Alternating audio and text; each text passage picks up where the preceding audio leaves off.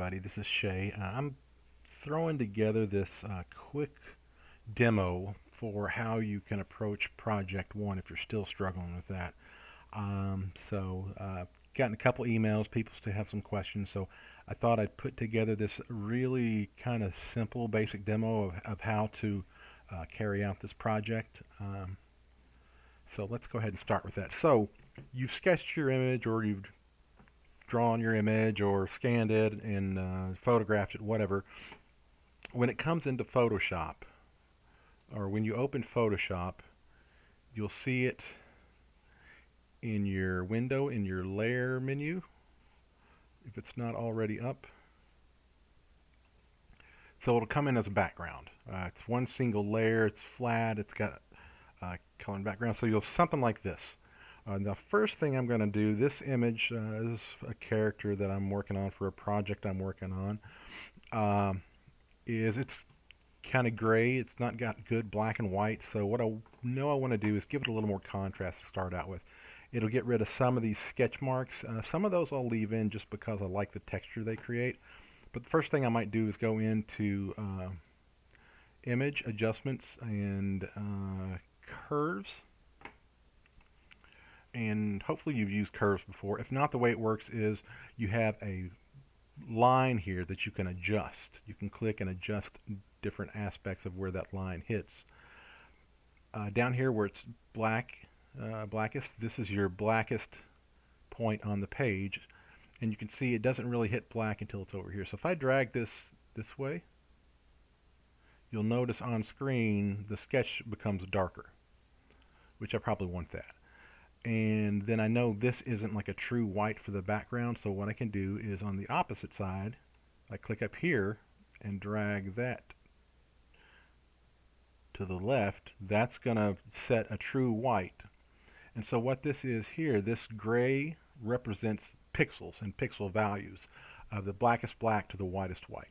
So what I'm going to do is I'm going to adjust this line to give me a good black and a good white. And if you're not seeing it, check and make sure your preview is on. Then you can see any changes you make. But you can play around and adjust that and get your drawing just the way you like it. So I'm going to, like I say, I like those sketch marks. So I'm going to adjust those a little bit lighter, but I want to keep some of those in. And then when I hit OK, it applies that. And if you go back and look at your curves, see how that's spread out more across that box? That means we've distributed the colors more equally. Okay, so first thing I did was adjust my drawing, my original drawing. Now what you want to do is you want to paint or finish this in some way with color, whatever. So now what I'm going to do is I'm going to do this as though I don't have a tablet. I don't have my tablet hooked up. Now if I have a tablet and I'm used to using a tablet, I would probably go in and redraw my sketch over the top of it and get good clean lines. Okay, so if you're used to using a tablet, that's something I would do, but you can't do that with a mouse really. So I'm going to approach this as though I don't have access to a tablet. What I've got is I like my artwork the way it is. I want it to have a sketchy look in the end, so I'm just going to leave that. And then I'm going to create a new layer on top. And then what I can do is I can start the painting process. So I'm going to get my paintbrush, and I'm going to adjust my size a little bit. Okay. So what you see is I've got a paintbrush, and because I've created this new layer, if I paint on that layer, it isolates it, which means I'm not going to negatively affect the background underneath. Okay, so that's why I want to work on the layer. I want to keep this background protected. Okay, so let's go ahead and decide he's going to have jeans on. So let's pick a blue here, and I'm just going to zoom up and start painting the jeans. Turn my layer on. Looks like I've still got some red on that layer somewhere. Yeah, so there it is. I can delete that red. Let's go ahead and get the blue for his jeans real quick. And again, make sure you're working on this new layer. And what you can do is double click and rename that. And I'm going to call this flat, which means flat color. This is like the base color of everything. If he's going to have blue jeans, this will be the base blue I use. If he's going to have red shoes, this would be the red for that. So I'm going to call it flat. It means it's going to be flat color with no shading or no highlights. And then I'm going to get a brush, and I've got all these different brushes to choose with. And again, I'm not going to go through them all because that's something you just need to kind of play around with and see what you like. But I'm going to go ahead and I'm going to start painting using my sketch as a guideline. And painting with a mouse can be done. It's tricky, but you can do it.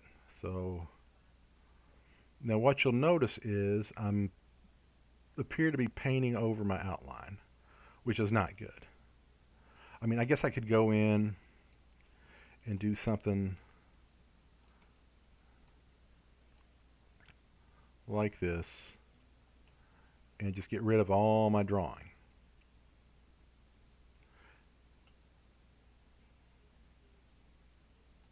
And I could go in and you know, get smaller brushes and try to do a really tighten up that drawing and get good clean lines. But I want to use this sketch I've done for my lines and for all my definition. So I'm painting on top of it. In the normal mode, it just covers everything underneath on the layer underneath. It's opaque. Now I can adjust the opacity down, and that's going to let some of that line work come through, but it's also going to change the color that I've just painted. What I want to do is use a layer mode, and these you're going to really probably be using a lot in this class, so get used to this. What it is, this changes the way a layer interacts with the layer underneath it. And you can try all these and they'll all do different things. So if you scroll down, you'll see just a lot of different stuff happening. But what I want to do is I want to use the multiply mode. What that does is it blends these two layers together, where the stuff underneath that is darker shows through on the layer above it. If you turn it off, it doesn't affect that layer. Okay, and this looks the same as it did when it was in normal. But by changing this to multiply, it blends those. So now I can have that outline be more of the drawing, do more of the defining of the drawing. So I can use that, and that becomes a little bit easier to paint with. Okay. So look up here, and then I can, you know, do that while I'm painting. I can see my outline underneath, so I've got good references so I can see what I'm doing. I'm going to use my eyedropper tool to get the previous color, and again, make sure I'm working on this flat layer.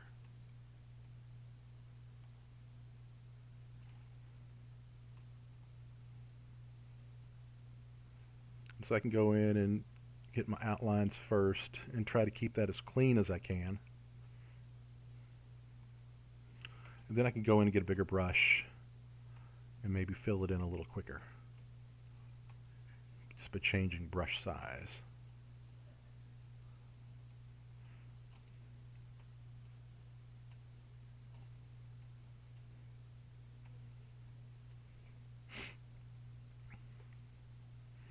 Okay, so what I can see now is I'm picking up all my detail, like all this sketchy stuff I like. I'm getting that texture coming through, so that's good.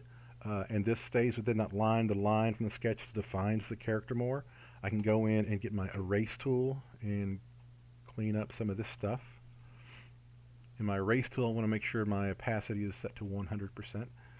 And it works just like a brush. You can have a hard edge or a soft edge, and you can go in and start to clean that stuff up too.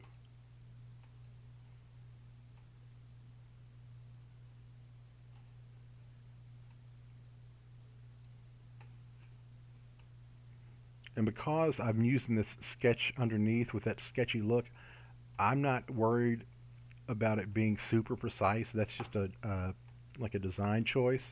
I'm not worried about it looking really super crisp. I want it to look like it's a little hand drawn. So I don't mind some of the, you know, random places. Okay, so now I've got my color in. And I'm just going to work on this one area. I'm not going to go and make you watch me colorize the whole thing. So that's kind of flat. It's like I say, it's got some stuff from the drawing in it.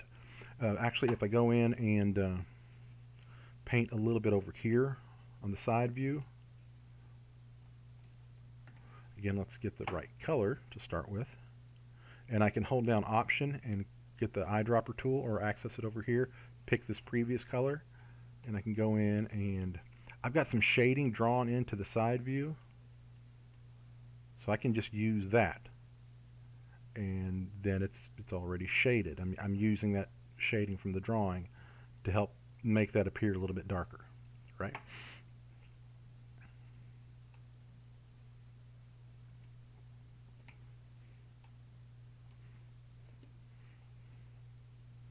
Okay, so let's just say I've got these sections done here on the flat. Now I want to give them a little more detail, so that means shadow and highlight is what I'm going to want to add to that. Now I could work on this top layer. I could go in and pick a lighter blue and go in and paint on top of that. But that's not really taking advantage of the strength of Photoshop. What I can do is I can create a new layer. I can rename that highlights. And then I can go in and get my brush and paint over the top of that.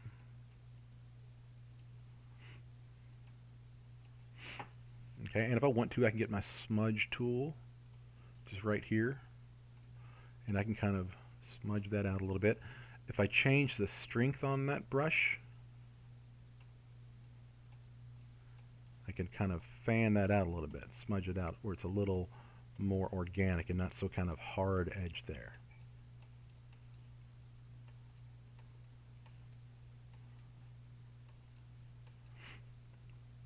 Okay, what I can do is I can change the mode of the highlights.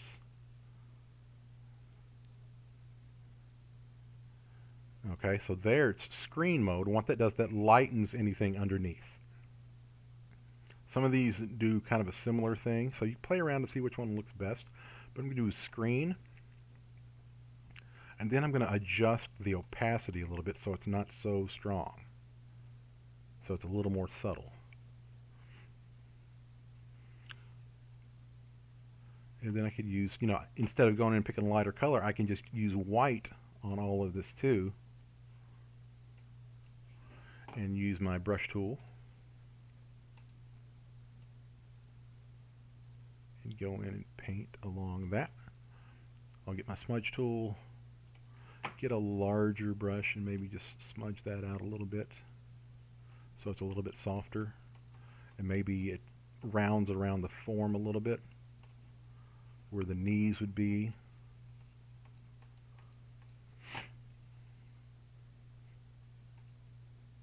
And again, I can adjust my lightness dark to kind of get that where I want it. So when I zoom out, now I've got a little more detail there. Okay, now I may go in and maybe erase that a little bit with a low opacity on my brush. And this gets into the nitpicky stuff where you can go in and adjust things infinitely in Photoshop. But I like that a little bit lighter there. That kind of overlap and build some more texture. And then when I turn that opacity back up, I can kind of tone that down a little bit by erasing it with a lower opacity. I can go back and smudge it around a little bit. Okay, so that would be your highlights. And what you've done is you've added highlights without negatively affecting anything underneath. Everything underneath is still protected. So if you don't like the highlights, you can just turn them off. We'll do the same for shadows, so I'm going to do a new layer. And this time I'm just going to, instead of picking a darker version of this color, I'm just going to pick black. Okay. And then what I'm going to do is, again, I'm going to go in and get my brush tool and paint. And what I probably will do is lower the opacity on my brush tool, which is up at the top.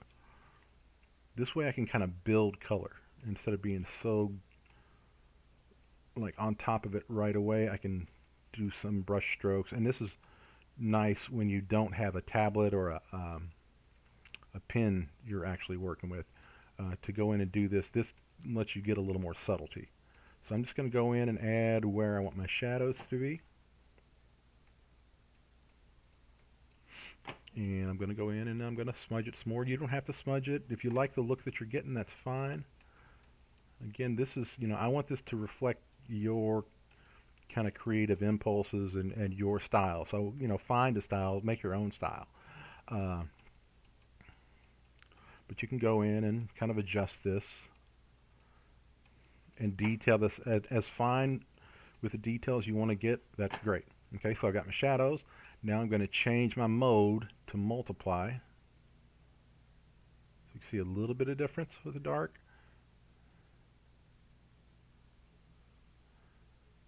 And then I'm going to just check some of these other ones out and see if I like any of those better. This one is a little more blue there on the overlay, but I'm going to go ahead and just stick with multiply because, to keep this as simple as possible. But you can also adjust your shadows that way. And so there you go. We've got, with the 3 layers, we've got the flat layer, and then we've added some detail with shadows and some definition, and we've done the same with the highlights. Okay, so that's how you can approach this project. Basically, you could do it all with one layer with just the flats, or you can go in and add the highlights. Again, kind of take this at your pace. We're going to be using the same technique basically all semester. So don't feel like you have to master it right away. I want you to understand the basics of using these layers to combine them with your sketches or your drawings or whatever you're starting from. Okay? Again, like I say, if you're using a tablet and drawing with a tablet, you can take a different approach. But this is a good approach whenever you don't have a tablet and if you're trying to do most of this with a mouse. And so what you could end up with in the end is something like this, which is basically done the exact same way as what I just showed you, right? I've got all these, I've added a lot more layers because I like a lot of detail, but if you turn that off, you can kind of see this start to build. I've got my layer with my drawing. I've added just a texture layer underneath, okay, as my main layer, but I've got my sketch layer. And then I've got a layer that adds a little bit of shadow around it for texture. I've got a white layer for highlights in the gun, the pistol. I've got a layer for the flesh, a layer for the shirt. And I broke these down into a lot of different layers. But you can see how you can start to combine those and build up your illustration. So, this starts with this, okay? Then it's just time and effort and playing around and getting really familiar with how to use these layers and the different modes to get different effects. Okay, so that's where this first assignment is if you're familiar with Photoshop and using layers, then you can really excel at this assignment. If you're still kind of new to Photoshop, this is a great way to learn how to use probably the most important tool in Photoshop, which is the layer combined with the layer mode. So that's an approach you can take with this first assignment. Okay, and that's meant to be able to be done without having a tablet and just working from your sketch. So once you get your sketch in, just create your layer and work on top of it and play around with those layer modes. So hopefully you'll find this helpful, and just let me know if you need more of these demos over the semester, and I'll try to anticipate what you're going to need and where I can do them in advance. I'll do that. But hopefully this will help you all, and those of you who are still kind of struggling with what the assignment actually is. But the assignment actually is this finished colorized illustration of your character in the different views, in the 3 different views. All right, so just let me know if you have any questions. Thanks.